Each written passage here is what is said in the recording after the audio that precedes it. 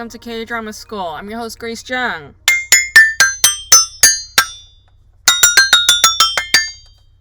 I should try and, actually play the xylophone. I should actually try to come up with some kind of tune, right? I'll practice. I will practice this week, and I will come up with a tune, and you guys can hear it next week. That'll be my little present for you all. How's that? Folks, how was your week? My week was okay. I went to, I think I told you I went to a memorial last Sunday, and I was still kind of emotionally exhausted from that, but I also took it really easy, I just went to the beach a few times. On Saturday, there was a meteor shower. I guess it happens, once in a while. So anyway, I drove up to one of the highest peaks in Malibu, which is Sandstone Peak, and I went up there to see stars. So I drove out there, got there around 9 o'clock, because that is the peak hour when the shooting stars are mostly visible. And I parked my car on a hill and turned off all the lights, and it was super dark. But despite the darkness, this is how you know that light really does affect people greatly. The light pollution is really a real thing. Even though it was pitch black way up high in the mountains, the city lights were still really bright. You could just see it. It's the atmosphere is just light. It's very, very visible. And so that was distracting. It's amazing how that kind of light does affect our ability to see stars really well. So despite that distraction, I was still able to see a lot of stars that evening, and it was really breathtakingly beautiful. And I also remember as soon as I parked my car and I turned around, I saw a shooting star immediately. And it was the biggest shooting star I saw all night. I think I saw 4 that were very clearly visible. I'm sure there were more, but I just couldn't see them as well because it was a meteor shower, right? There was a bunch of them happening all at once. But I saw 4, and the first one I saw was huge. It was really big, and it just shot right, I was just standing, just facing. I wasn't even looking up. I was just facing forward, and it just shot across the horizon. It was gorgeous. And yeah, I just hung out there meditating, staring at the sky, wondering things about life, making wishes, blah blah blah. It was really great. So if you guys have the time this summer, go up deep into the mountains somewhere, turn off all the lights, and stare up at the sky. I strongly encourage you to do this. I've done this in the desert, absolutely. The desert is one of the best places to look at stars. So if you happen to live near a desert, go find a place and park your car there and stare up at the sky. But be safe about it, I got bitten by mosquitoes a bunch of times while I was out there, and I didn't even see it until the next day. And they itch like hell, and they're blistering, and they're bleeding. So other than that, what else? I also hung out with Teruko Nakajima and her dog TT. We went to the beach, and it was so nice just seeing her dog run around the sand and enjoy the ocean. This dog hasn't seen the ocean. She's only seen the ocean once before, and this was her second time seeing the ocean. And just seeing her running around in the sand and peeing and going to the bathroom. Teruko was oh, that's the first time she's peed outside. I was are you fucking kidding me? She's a dog. What do you mean? Apparently TT can't go to the bathroom. She's very bathroom shy, so she has to be comfortable and safe, and she only does it in the house. But she felt at home at the beach, so she went pee-pee and she took a big shit, and I was really proud of her. I was good for you, TT. Yes, this is what it's about. And the waves were really crazy, and it was nice. I liked it, and I think I'm gonna go to the beach again this coming week because it's gonna hit 107 degrees in the valley on Wednesday, so I plan on going to the beach. Folks, I don't know, the shows these days, I was just what am I gonna watch next? And then miraculously on Saturday this amazing new rom-com drops. Like, I can't even remember the title, but Han Ji-min is in it. She's playing a veterinarian who like touches, you know, animal and people's asses, and she could see she could see their past experiences. She could see into their memory. Amazing premise. First of all, it's so wacky and crazy. Han Ji-min she's got excellent comedic timing. She's great for a romantic comedy, so I'm so happy that she's on this show. Great casting, excellent casting, and I'm super entertained. So if you're watching this show on Netflix, I mean, look forward to the coverage, because I am looking forward to those episodes every single week. Okay, so this will probably be the next show that I cover. All right, of course I have to cover DP season 2 as well, and that's coming soon. But yeah, check out this romantic comedy. It's like Behind the Something. I can't remember the title, but it's basically, it's Han Ji-min, and she touches animal asses, she touches people's asses, and she could see into their past memories. It's amazing. All right, so let's get into this show, Anna. I was promoting the shit out of it on my Instagram. Again, I'm not like sponsored to do this. I just love the show, and I was just astounded that I missed the show, that I didn't see this show. Like, I remember seeing Bae Suji's face on the little placard, right? Like the advertisement, or, you know, it just like comes up. It's like, you know, Amazon Prime is like, oh, this is a show you might like. I'm like, fuck you. Like, who says I might like Bae Suji? I don't like Bae Suji, okay? Like, I'm not a fan of, you know, her you know, musical talents and stylings. Like, I'm not of that K-pop era, so she's not my girl. But the reason why I avoided this show due to Bae Suji is because I saw Bae Suji when she first started acting, like 10 years ago or something. She was on this show that the Hong sisters had written, and I think Gong Yoo was the star of this show, and that's why I watched it.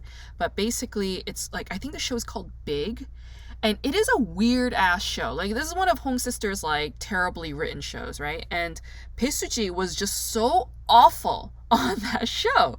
Terrible actress. And I was like, I don't think I could deal with her, right? But here's the thing. We cannot judge you know, a fledgling artist, yeah? Like, Bae Suji had just begun her acting career at the time, and so of course her acting was shit, right? We can't expect somebody who's starting out at something to be amazing. They're gonna be shit. Now that 10 years have passed, and now that Bae Suji has done a lot more shows and movies and stuff, and her acting has improved, she does this show, Anna, and she fucking blows everybody out of the water. And Bae Suji, she did win a Best Actress award last year at the Blue Dragon Awards or whatever. And it was well deserved, because she was phenomenal on this show. Amazing acting, amazing control, amazing talent. Just, she totally radically like fell into that character. And there are many layers to this character, and she just does all the layers justice. Okay, so the show Anna, first of all, it's a critique of wealth, but at the same time, it is a fetishization of wealth. And I think any and all critique of anything is always going to be both a criticism as well as envy and admiration of that thing, all right? Because it's attention going to that thing. Whether it's negative attention or positive attention, it's attention nonetheless. And so criticism of wealth is equal to fetishization of wealth. And this show is really excellent at capturing the essence of that statement. The show reveals the plight of young women, right? Girls like Yumi, who are taken advantage of by an older man. She gets groomed by a teacher, and then she's abandoned by this same teacher when he gets caught for being inappropriate with a student, right? He blames everything on her, and then he keeps his job, but then she gets expelled. She gets kicked out of town. And she used to be a brilliant, upstanding student. But after this incident, she just spirals down, okay? And she's abandoned again by her own family. She's sent away to Seoul in shame. Nobody helps her. Nobody checks in on her mental health. Nobody checks in on her emotional well-being. They just leave her scarred and alone to fend for herself with this traumatic incident. And then what happens? Yumi graduates, but she doesn't get accepted to any of the universities in Seoul. But she's ashamed of this, right? So she's like lying to her dad that she did. And she starts, you know, living this charade as a college student when she did not get into college. She starts taking college entrance exams year after year. Her father's paying for her tuition, paying for her living expenses. And what does she do with that money? She doesn't go to class, okay? She buys makeup, she does her hair, she hangs out with friends. The lie grows and grows and grows. It gets out of control, and that is the tension that this show builds on. The lie that grows out of control, this is what gives the show edge.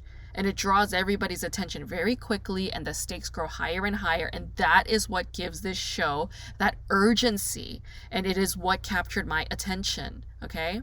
So Anna is based on a novel written by Jung Hana. And the show is unique in that it was adapted for the screen by writer-director Yi Ju-young, who is a woman. Yes, this is rare. Most of the time, K-dramas are written and directed by men, yes? Written by women but directed by men. But in this case, it was adapted for the screen and directed by a woman named Yi Ju-young. The show is also unique in that it was not made for broadcast television or cable TV, but for online streaming on Coupang Play. So this is a Coupang Play original. And the show was imbued with controversy as a production because Coupang Play re-edited the show without the director's knowledge or consent or approval and released it as a 6-episode series rather than the 8-episode series that Yi Ju-young originally created. And I watched both versions, okay? The first version that I saw was the 6-episode version on Amazon Prime. I thought that was the original version. And I was immediately hooked, okay? Then I saw the 8-episode director's cut, which is also available on Amazon Prime in the United States. This was not advertised as clearly to me. It was only advertised to me after I watched the 6-episode version, and then Amazon Prime was like, you might also like this. I was like, why didn't you recommend the original 8-episode director's cut? All right, so that's the fucked up part. They should always show the director's cut first, not the 6-episode one. The 6-episode one is bullshit. It's a lie, right? So I read an interview that Yi Ju-young gave, the writer-director Yi Ju-young. She gave an interview saying that the executives at Coupang Play gave her notes throughout the production and throughout the post-production period. But then at the last minute, they gave her a note saying that they did not like what she produced because she seems to have made this show with quote-unquote intention. In Korean, the word is 의도적. Okay, 의도적. And 의도적 is used in Korean context, it almost sounds as if it's malicious intent. But 의도 does not mean malicious intent. It just means intent. It's just that when people use the phrase 의도적, they use it in that negative sense. Like, oh, you have malice or malicious intent here, okay? So I think the executives started feeling uncomfortable with the show because of the feminist quality that Yi Ju-young was bringing to the show. So the executives were reacting with sensitivity because they are allergic to the feminist tone. Not even the feminist tone, the feminist quality of the show in its entirety, through and through. And Yi Ju-young really brings that feminist woman's touch to the program. And the executives were allergic to that. And they didn't know how to voice it until the last minute. And then they just called her intentional or maliciously intentional, right? Which is utter nonsense, okay? Now, I'm going to admit something here. The 6-episode version is a lot more fast-paced, it's a lot more thrilling, and it's a lot more gripping. And therefore, it is more entertaining, all right? The music is also better. There's a more polished quality to the 6-episode version, okay? However, it does feel hackneyed compared to Yi Ju-young's 8-episode director's cut. While the 6-episode version of Anna is entertaining, it emulates a lot of the typical psychological thriller tropes and the editing stylizations that we've seen in a lot of Korean films, right? It was like basically trying to be a Park Chan-wook movie, okay? It was basically trying to do like Lady Vengeance Park Chan-wook style. That's what it was trying to do in the 6-episode version. But in Yi Ju-young's version, Anna is so much more there's so much more sympathy for Anna and Yumi's back character. There's sympathy for all the characters. They're a lot more well-rounded, and they all have a backstory, and we all know why each character is shaped into who and what they are because of their backstory, okay? And the mise-en-scène in Lee Ju-young's version also offers so much more humanity to Yumi slash Anna's character. And there aren't any plot holes in the 8-episode version. Okay? The 6-episode version has a bunch of plot holes and questions. I'm like, why would they not know that this is her? Like, how could they not know, right? She's in all the newspapers and media. How could they not know? But then in the 8-episode version, they explain why. The feminist quality of Lee Ju-young's direction is also very visible in the small details that the 6-episode version cuts out. For instance, like in the mise-en-scène, Yumi goes shopping a lot.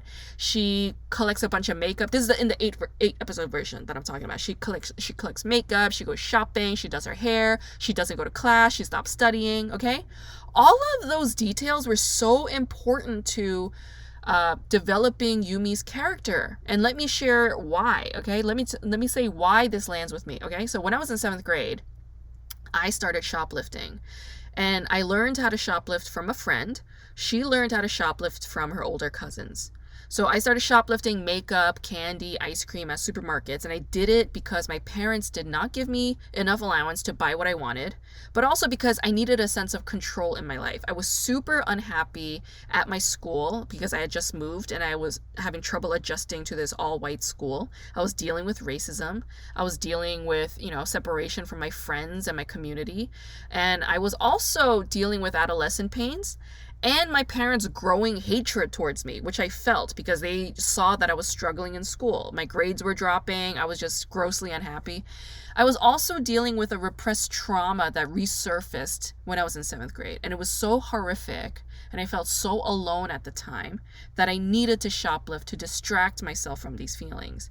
And looking back now, I have zero shame or guilt about this. I give my younger self all of my love and compassion and support, okay? Even if she's shoplifting, I'm like, I'm on her side. Good for you, okay? That's how I felt about Anna. What she was doing to her parents, yeah, it's fucked up in a way. Her father was overworked. And he, it's like she lives a life of poverty and he's borrowing money from people to pay for her lie, her exorbitant lifestyle in Seoul, pretending to be a rich person's daughter. I mean, it's a complete and utter lie. And she's totally exploiting her parents. And then her dad ends up dying, right? But I think Yumi's father died as a punishment from the storyteller's perspective. Why? Because he sent Yumi away.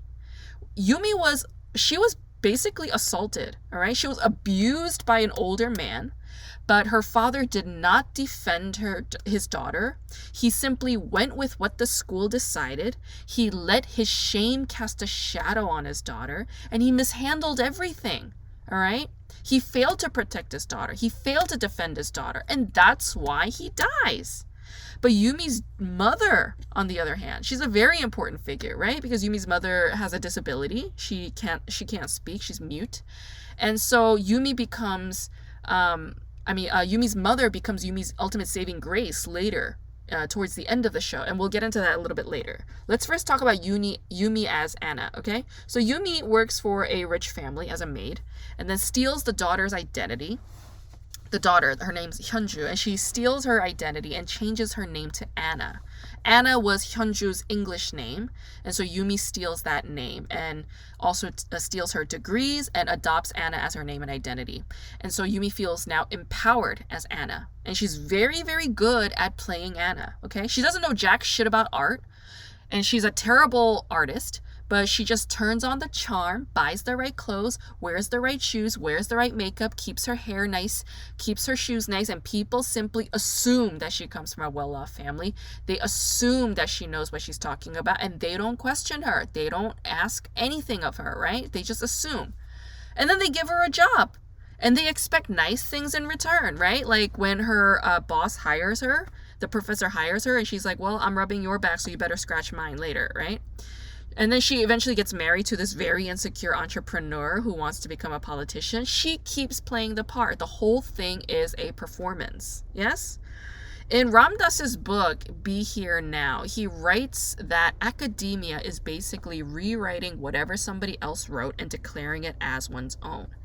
And that's such an accurate statement because That is the truth of academia, and Anna knows exactly how to play that game. It's a rigged game. She just repeats whatever bullshit she hears other people say, and it works. It gets students into their dream schools. It gets her through all the social events that she needs.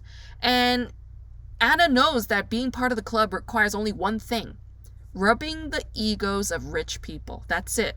That's all she needs to do. She knows how insecure rich people are because she worked for them. She knows exactly what they want to hear. She knows exactly how they want to be treated. She understands their fragility.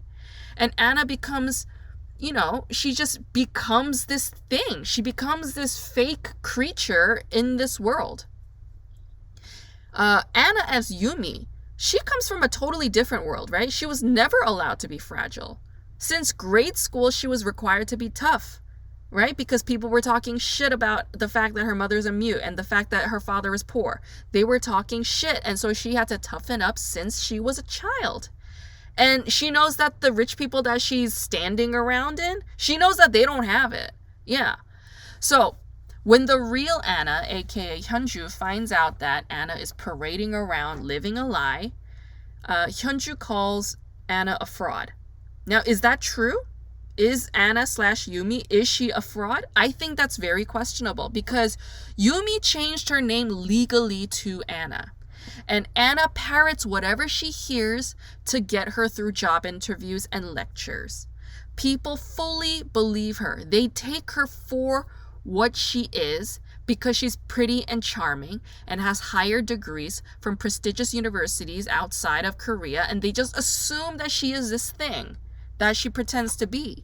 Anna's entire physical being is a metaphor for what the world of money is. It is a construct and an illusion of power without actually being real power. You understand? The world of money is not real power. It is a construct and an illusion of power.